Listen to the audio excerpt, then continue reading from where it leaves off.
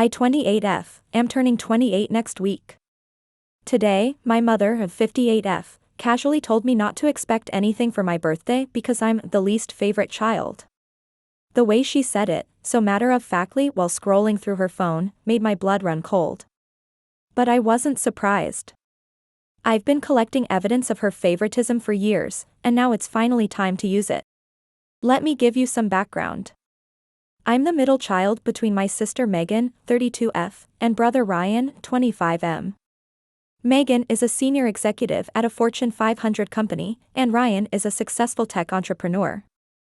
Meanwhile, I work as a regular office worker at a mid-sized company.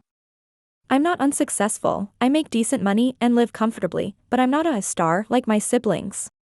The favoritism has been obvious since childhood. When Megan got straight A's, my mother would throw dinner parties and invite all our relatives.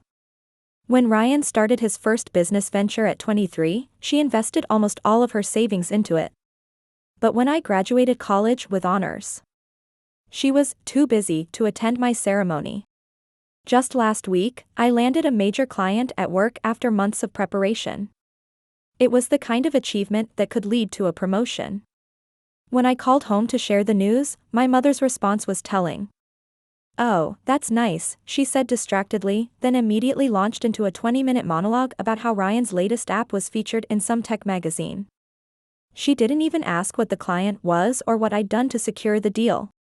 This pattern started early. I remember my first dance recital when I was 8. My father, 60M, had promised to record it, but halfway through my performance, I saw him turn the camera toward Megan in the audience, who was showing our mother something on her phone. Later, when I asked to watch the video, there was barely a minute of my dance. The rest was Megan talking about her upcoming science fair project. My mother has always been obsessed with appearances and success.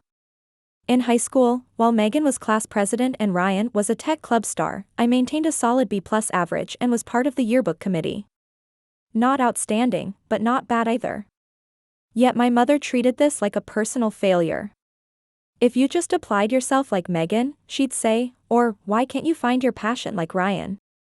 The family dynamic became even more pronounced during college. Megan went to an Ivy League school, where my mother visited her every month, posting proud pictures on Facebook and telling everyone about her brilliant oldest. Ryan got into a prestigious tech program, and she practically moved in with him for his first semester to help him adjust. When I went to state college, still a good school, just not elite, she didn't even help me move in. "You're always so independent," she said, as if it was a choice and not a necessity. My father's role in all this is particularly frustrating. He's not actively cruel like my mother, but his passive acceptance might be worse. During family dinners, when my mother makes her snide remarks, he just stares at his plate. Once, I confronted him about it. His response: "That's just how your mother is. You know she loves you in her own way." Classic enabler behavior. Last Christmas was a perfect example of the family dynamic. Megan announced her promotion to VP, and Ryan's company secured major funding. The entire holiday became a celebration of their achievements. My mother even had a banner made, "Congratulations to our incredible achievers." When my aunt asked about my year, my mother interrupted before I could speak.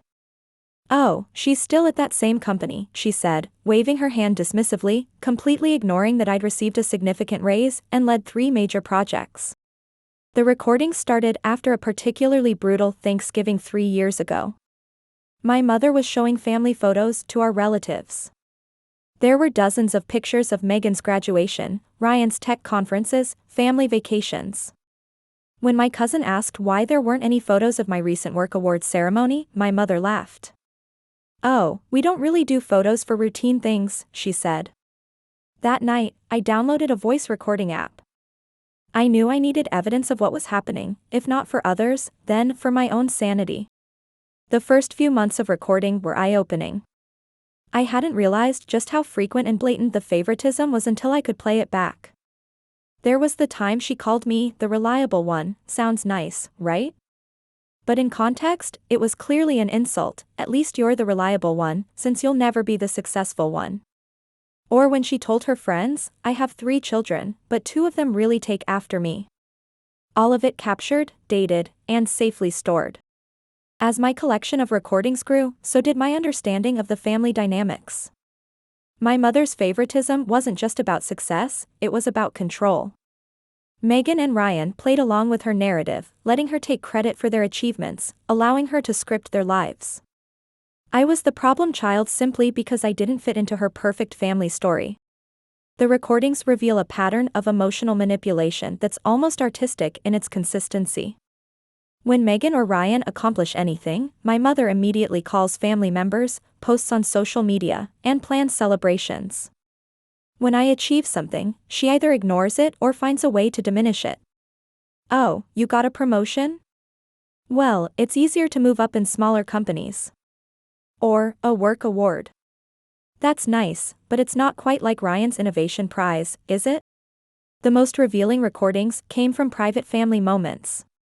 Like when my mother thought no one was listening, telling my father, I just don't understand where we went wrong with her. The other 2 turned out so well. Or during Christmas gift exchanges, her whispered comments to Megan, just smile and thank her, even if it's not as nice as what you got her. My mother's obsession with appearances extends to social media. She maintains this carefully curated image of the perfect family. Her Instagram is filled with photos of Megan's executive life and Ryan's tech adventures. I appear only in group photos, and even then, she often crops me out when she reshares them. Last month, she posted a family dinner photo that I wasn't even invited to, captioning it, "Quality time with my loves." That photo, along with the text message where she told me not to come because it's just for discussing Megan's wedding plans, is now part of my evidence. Speaking of Megan's engagement, that was another goldmine of recorded evidence. During the engagement party, which my mother planned like it was a royal wedding, she introduced me to guests as my middle one, while referring to Megan as my stunning bride-to-be, and Ryan as my brilliant entrepreneur. She didn't even bother to mention my name to most people. I recorded 6 straight hours of that party. The contrast in how she spoke about each of us was so stark, even I was shocked when I played it back. At work, ironically, I'm known as the competent one, the problem solver. My boss regularly praises my attention to detail and ability to handle complex projects. Last month, I led a presentation that secured a $2 million contract for our company. My colleagues took me out to celebrate. My mother's response when I told her? Oh, that's nice. Did you hear Ryan's app hit 100,000 downloads? The contrast between my professional and personal life is striking. At work, I'm respected and valued. At home, I'm practically invisible. Unless, of course, my mother needs someone to blame or criticize. Then suddenly, I exist. The recordings capture this duality perfectly. There's one from a family dinner where she spent 20 minutes praising Ryan's business acumen, then turned to me and said, "Maybe you could ask your brother for some career advice. You seem stuck." My father's role in all this deserves more explanation. He's not malicious like my mother, but his silence is its own form of cruelty. I have recordings of him sighing and changing the subject when I try to discuss the favoritism. Once, after a particularly harsh comment from my mother about my appearance, I caught him on tape telling her, "Maybe you should be gentler with her." Her response: "If she can't handle honest feedback, that's not my problem." He never brought it up again. The preparation for my upcoming confrontation has been meticulous. I've organized the recordings chronologically and thematically. There are folders for financial discrimination, including detailed records of how much she's given each sibling, public humiliation, all the family gatherings and social media incidents, and direct verbal abuse, the countless times she's explicitly stated her preference for my siblings. I've also documented every major family event where her favoritism was evident. The time she forgot my 25th birthday but threw Ryan a month-long celebration for his. The Christmas she gave Megan a $5,000 designer bag while I got a $25 gift card to Target. The family vacation where I had to pay my own way while she covered all expenses for my siblings. Each incident is timestamped, recorded, and backed up in multiple secure locations. My therapist raised some valid concerns about my plan. Are you ready for the potential fallout? She asked. Family dynamics, once shattered, are hard to rebuild. But that's the thing, I don't want to rebuild. I want to reconstruct. On my terms. The old dynamic, where I accept scraps of attention and pretend it's enough, dies on my birthday next week. The plan itself is carefully structured. I've prepared a 30-minute compilation of her greatest hits. It starts with subtle examples of favoritism and gradually escalates to explicit statements of preference and emotional abuse. The progression is important. It shows this isn't about a few isolated incidents, but a consistent pattern of behavior spanning decades. My mother's concern for appearances is my strongest leverage. She's built her entire identity around being the perfect mother who raised 2 successful children and 1 disappointment. The thought of our extended family, her carefully cultivated audience, hearing how she really behaves behind closed doors will be devastating to her. My demands are reasonable, I think. First, financial equity. She needs to match what she's given my siblings, including Ryan's startup investment and Megan's designer wardrobe. Second, therapy, for her, not me. I've already done my therapeutic work. Third, a public acknowledgement of her behavior and a commitment to change. Not just a private apology, but a real, visible shift in how she treats me. The timing is perfect too. Next month is the annual family reunion, where my mother usually holds court, showcasing her perfect family. The threat of exposing her true nature just before her favorite social event of the year will be particularly effective. I've already drafted the message I plan to send to the family group chat, a simple one that says, "I think it's time everyone heard the real story of our family dynamic." Attached will be a 30-second sample of her most damning comments. I know some might call this blackmail. Maybe it is. But when you've spent your entire life being systematically devalued by the person who's supposed to love you unconditionally, conventional ethics start to feel less relevant. My mother taught me that love in our family is transactional. Well, now I'm simply engaging in the transaction on my own terms. The most recent recording, her casual dismissal of my upcoming birthday, was almost a gift. It's the perfect opening for my confrontation. When she inevitably makes another dismissive comment on my birthday, I'll be ready. The evidence is organized, the backup plans are in place, and for once, I'm not afraid of her reaction. Some people might suggest I'm being too calculating, too cold about this. But everything I learned about emotional manipulation, I learned from my mother. She's the one who taught me that family love is conditional, that emotional warfare is acceptable, that psychological leverage is just another tool in the family dynamic toolbox. I'm simply applying her lessons more effectively than she expected. Tomorrow, I'll do one final check of all my recordings. I'll verify the backups, test the audio quality, and make sure every timestamp and date is properly documented. Then I'll wait for my birthday. My mother doesn't know it yet, but her years of playing favorites are about to cost her dearly. The voice memos are my insurance policy, my weapon, and my vindication all in one. They're backed up in multiple cloud locations, stored on separate devices, and organized with the precision of a legal brief. The evidence is irrefutable. And for once in my life, I hold all the power in our relationship. My birthday this year might not come with presents or a party, but it will definitely be memorable. It's time for my mother to learn that her least favorite child has been paying attention all these years. And more importantly, recording everything. Update 1. It's been 2 years since I used my collection of recordings to confront my mother about her years of favoritism. The changes in our family dynamic have been interesting, to say the least. While the surface-level transformation is exactly what I wanted, the deeper implications have surprised even me. Let me start with the immediate aftermath of my birthday confrontation. As planned, I presented my mother with the recordings and my demands. What I hadn't anticipated was the complete psychological breakdown that followed.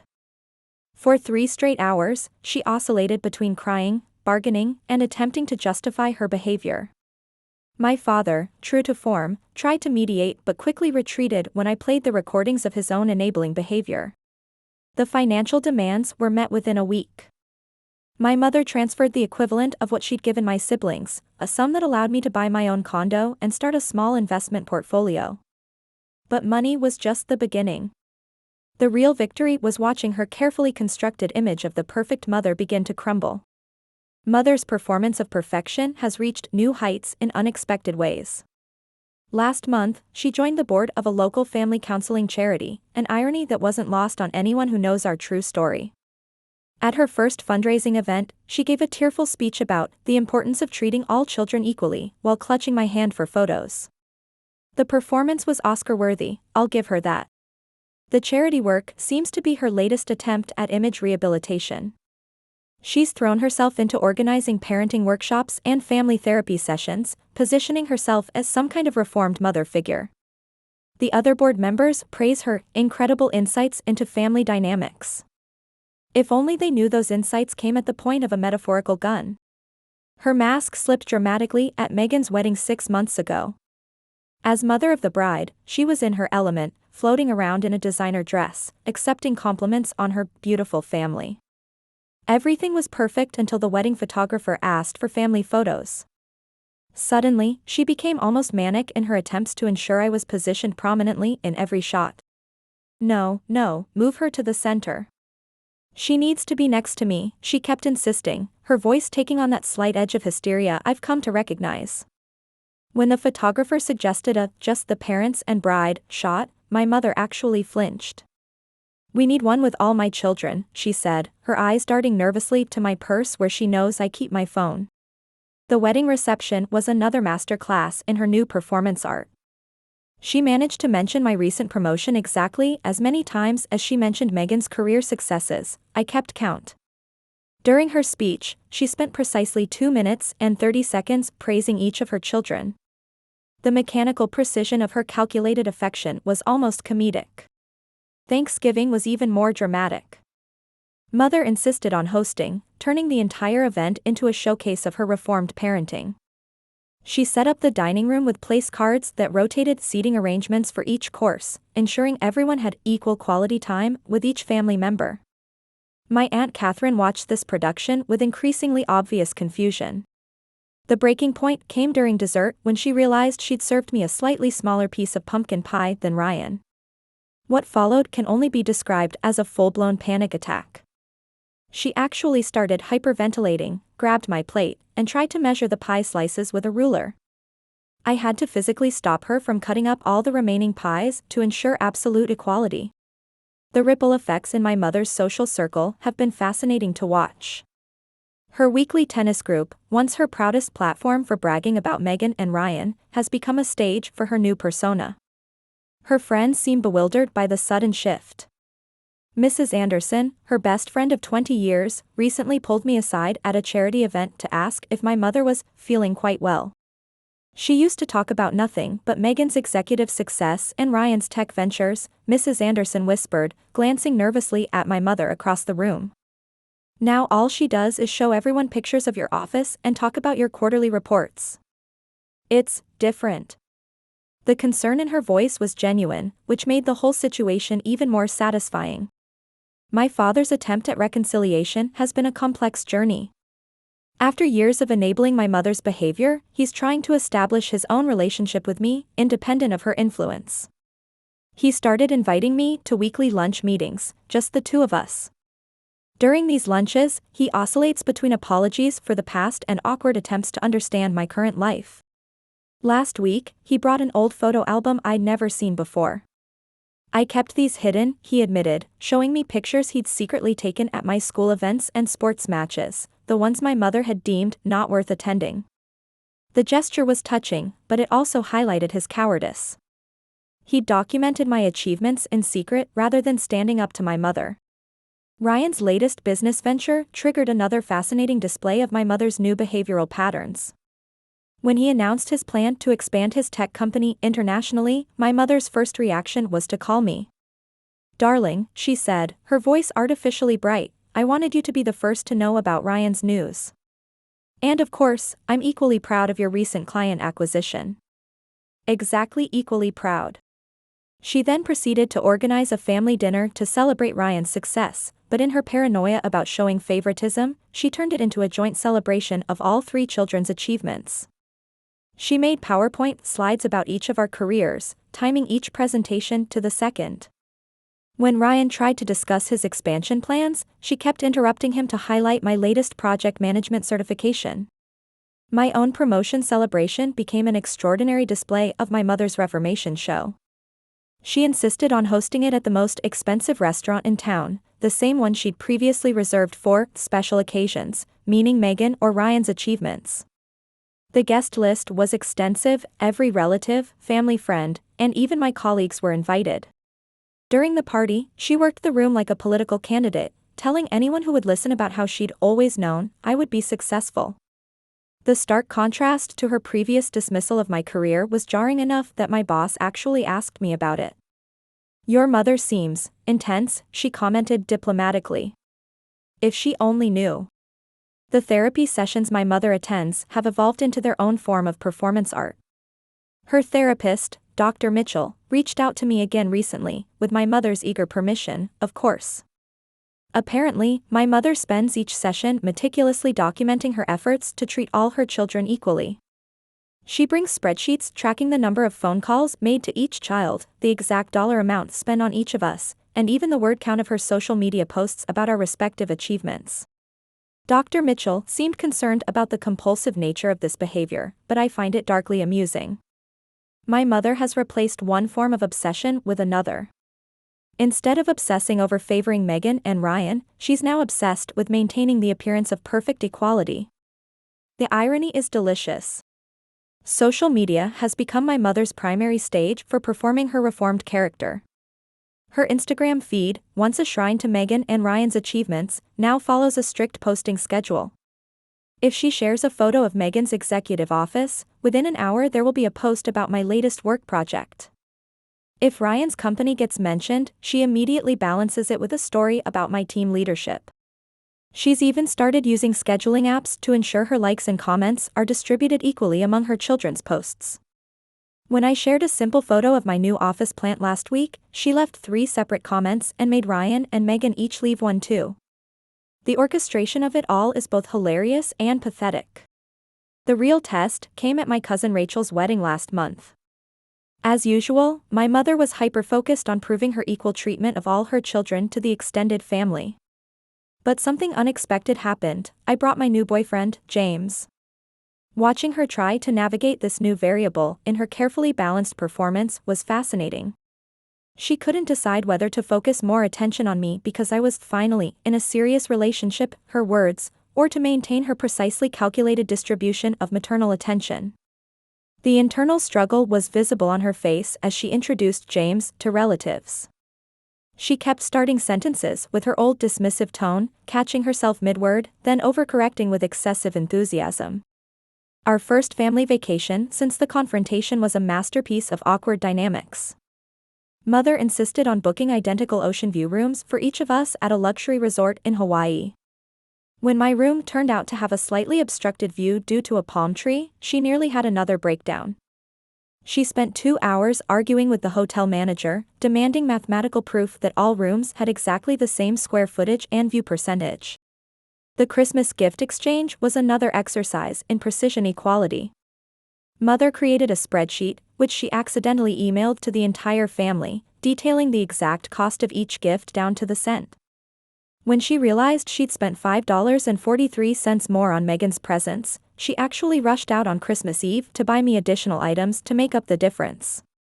The sight of her frantically calculating gift values while trying to maintain her composed facade was almost worth all those years of blatant favoritism.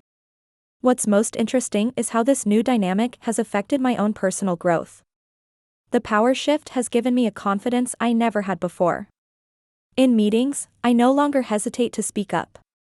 In social situations, I command attention rather than fading into the background. My therapist says it's because I've reclaimed my narrative, but I think it's simpler than that. I've learned that power, once seized, can be intoxicating. Some people, including my therapist, suggest that true healing would mean releasing my hold over my mother. They say that maintaining this level of control is just another form of dysfunction. But they don't understand what it's like to spend decades as the least favorite child, to have your self-worth systematically undermined by the person who was supposed to nurture it.